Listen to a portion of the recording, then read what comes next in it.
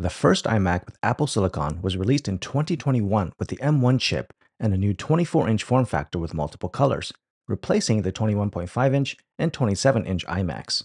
2 years later, Apple has updated the 24-inch iMac with the M3 chip. Let's break down all the differences and then talk about who should upgrade and who should not. The outside of the iMac hasn't changed at all. There is still just the one 24-inch size with 4.5K Retina display, and it comes in the same 7 color options. And even the accessories like the mouse and keyboard still come with Lightning connectors instead of USB-C. So let's head inside, and the biggest difference is of course the M3 chip, which is built on the new 3nm technology compared to the M1's 5nm process. The CPU is 8 cores on both M1 and M3, but Geekbench reveals the single-core performance is 36% higher on M3, while the multi-core performance is 45% higher. It's a 2-generation leap from M1 to M3, and the clock speed is faster as well, so this is not surprising. On the graphics side, the base $1,300 iMac used to have an M1 chip with 7 GPU cores, while now it has the M3 with 8 GPU cores. The higher tier $1,500 iMac with M1 had an 8-core GPU, and with M3 it now has 10 cores. At this time, it's a bit hard to find GPU benchmarks for all configurations, though Apple states that the M3 GPU is up to 65% faster than M1. That isn't too surprising, since 10 GPU cores is already 25 to 43% more cores than M1, and being 2 generations newer and having improved GPU tech like dynamic caching, hardware accelerated ray tracing, and mesh shading, the per core performance should be higher as well. The 16-core Neural engine still persists from M1 to M3, although performance is improved by about 60%.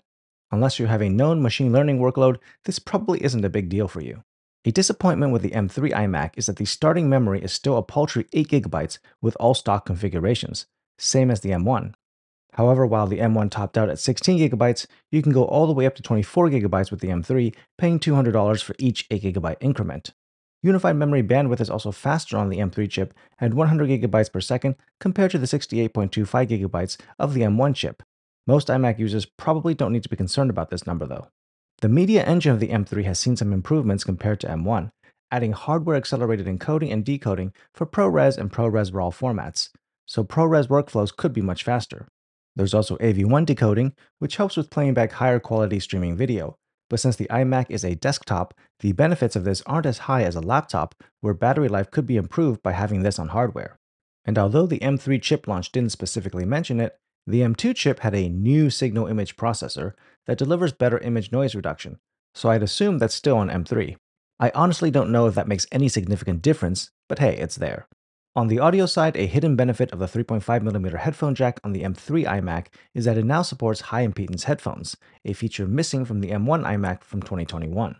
Going to wireless connectivity, the M3 iMac has Wi-Fi 6E compared to the M1 iMac's Wi-Fi 6.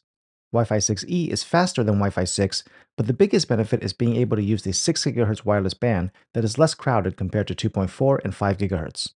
Bluetooth has also been upgraded from 5.0 to 5.3 on the M3 iMac. This isn't a huge deal, but there are some interesting improvements like low energy audio. And that's it for the differences between the M1 and M3 iMacs. All told, the main difference is that the M3 chip offers faster performance, and that is essentially the one reason you would upgrade. So, should you upgrade? Well, first of all, if you don't have an iMac and like the all-in-one form factor and design, then getting the M3 iMac over a used M1 is not a bad idea. 40% extra CPU and 60% extra GPU performance is significant and probably worth the cost difference. But I think for the majority of M1 iMac owners, there's no need to upgrade. There's no new design or capabilities, and for most everyday tasks, you probably won't even notice any difference.